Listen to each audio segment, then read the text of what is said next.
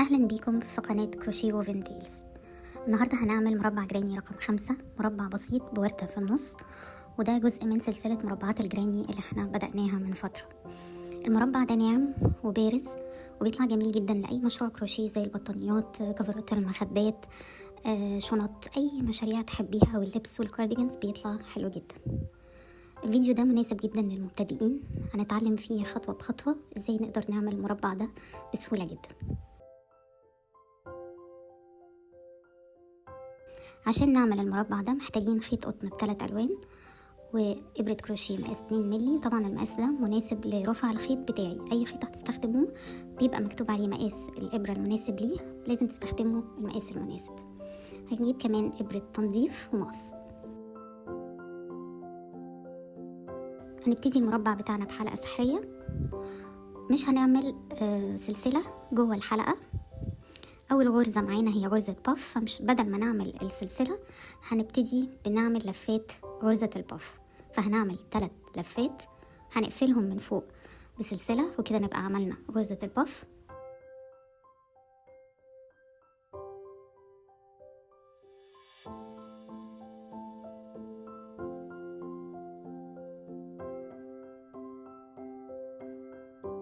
بعدين هنعمل وراها سلسلتين. هنكرر المجموعة دي اللي هي باف وسلسلتين، هنكررها 8 مرات لحد ما في الآخر هيبقى عندنا 8 غرز باف و8 سلسلتين وراهم.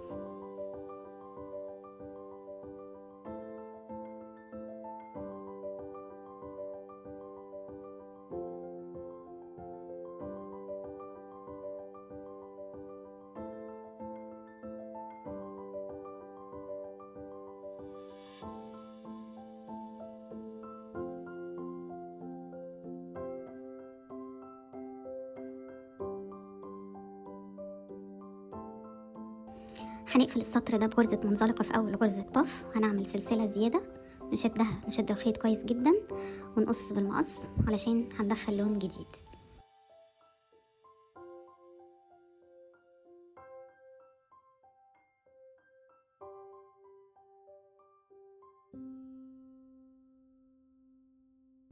كده هنبقى عملنا الوردة اللي في مركز المربع بتاعنا.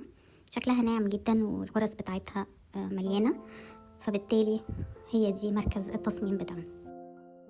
دلوقتي هنشتغل على جسم المربع. انا الحقيقة استخدمت خيط ارفع شوية علشان محتاجة ابين الوردة بتاعتي منفوشة شوية، فاستخدمت خيط ارفع سنة واحدة لجسم المربع.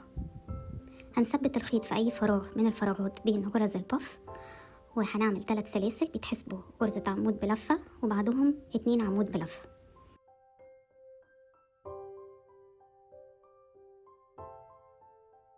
ال3 دول مع بعض بيعتبروا نص الغرز الكورنر بتاعنا. الفراغ اللي بعده هنعمل 3 عمود بلفة،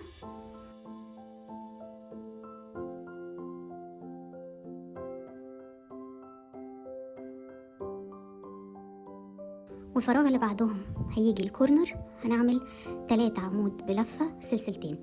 يعني السطر ده بين كل كورنر وكورنر فيه فراغ واحد هنعمل فيه 3 عمود بلفة، وفي كل كورنر 3 عمود بلفة سلسلتين، 3 عمود بلفة. هنكرر لحد ما نخلص السطر كله، ودايما خلينا نمسك طرف الخيط معانا نثبته في ظهر الشغل واحنا بنشتغل علشان يبقى مستخبي في ظهر الغرز، بدل ما نضطر نخيط كل اطراف الخيط دي بغرزة التنظيف في الاخر.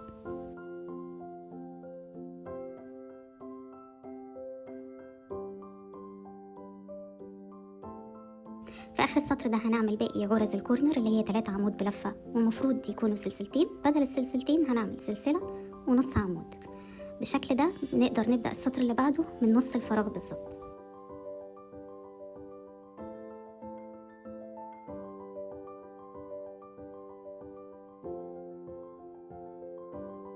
هنبتدي السطر ده برضو ب3 سلاسل محسوبين غرزة عمود بلفة ومعاهم 2 عمود بلفة، ودول برضو نص غرز الكورنر. وبعدين الفراغين اللي بعده هنعمل في كل فراغ منهم 3 عمود بلفة.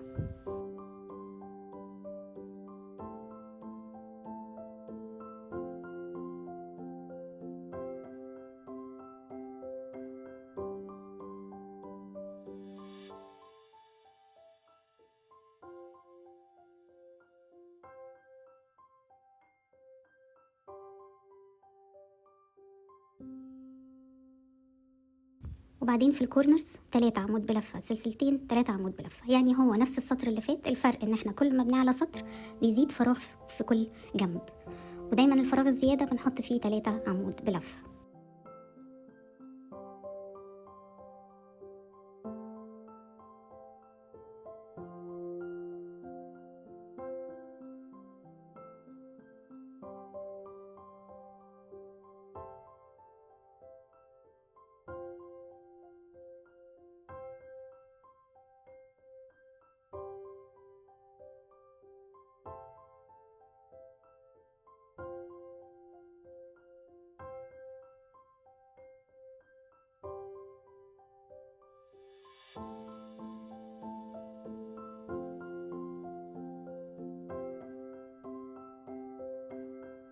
هنكرر السطر ده مرة واحدة كمان، واللي عايز المربع بتاعه يبقى كبير ممكن يكرر السطر مرتين أو 3.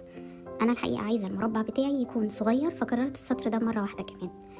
فإجمالي سطور جسم المربع عندي بقت 3 سطور من نفس السطر ده. آخر السطر ده هنقفله بسلسلتين ومنزلقة في أول غرزة من الغرز. ليه بنقفل بسلسلتين؟ علشان أنا مش هكرر أسطر من نفس اللون ده تاني، فبالتالي هبدأ من أي فراغ كورنر عادي باللون الجديد.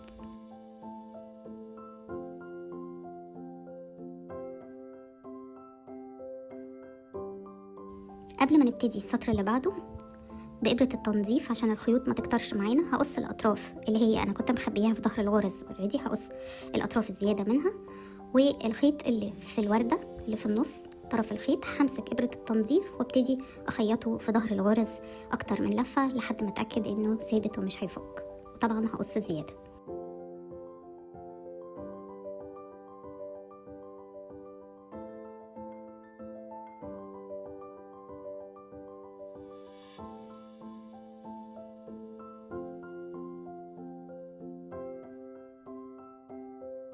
هبتدي السطر اللي بعده، هثبت اللون الأخير معايا في أي كورنر عندي، وهعمل غرزتين نص عمود بلفة، دول نص غرز الزاوية أو الكورنر،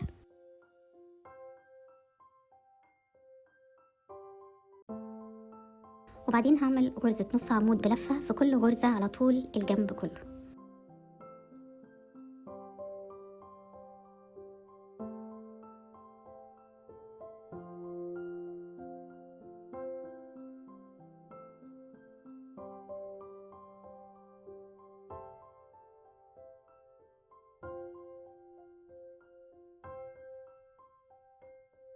لحد ما اوصل للفراغ اللي في الكورنر هعمل فيه 2 نص عمود بلفة سلسلتين نص عمود بلفة. هكرر نفس الحاجة لحد ما اخلص السطر كله.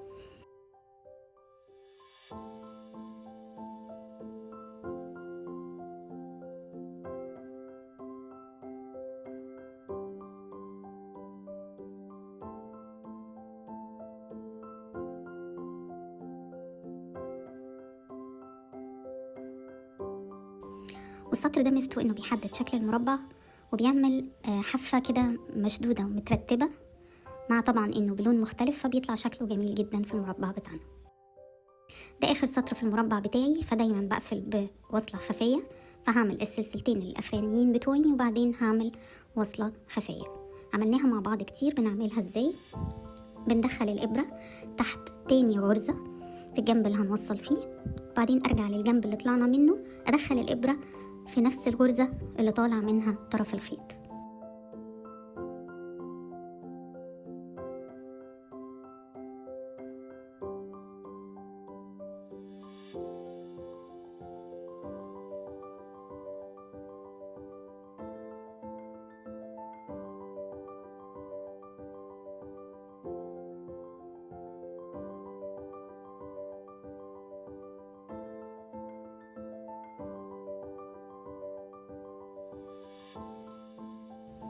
وبعدين بخيط بالإبرة باقي الخيط في ظهر الغرز لحد ما يتثبت وقص زيادة.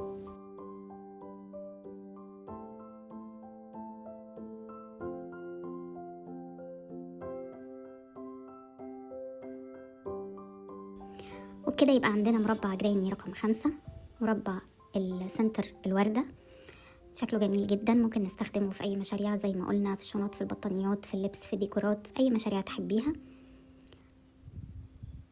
المربع ده بيتميز بأنه سهل، الغرز بتاعته سهلة جدا، فأي حد مبتدئ يقدر يعمله بسهولة، وتصميمه ظريف مع تنوع الألوان اللي فيه، فتقدري تعملي منه مشاريع شكلها حلو ومتميز. لو عايزة تشوفي بقية فيديوهات السلسلة هتلاقيني سايبالك الروابط كلها في صندوق الوصف، وموجودة على القناة بتاعتي فيديوهات بالعربي وفيديوهات بالإنجليزي. وما تنسوش طبعا تشتركوا في القناة وتفعلوا الجرس عشان ما يفوتكوش أي فيديو جديد. شكرا جدا لمتابعتكم، وأشوفكم في فيديو جديد ومشروع جديد.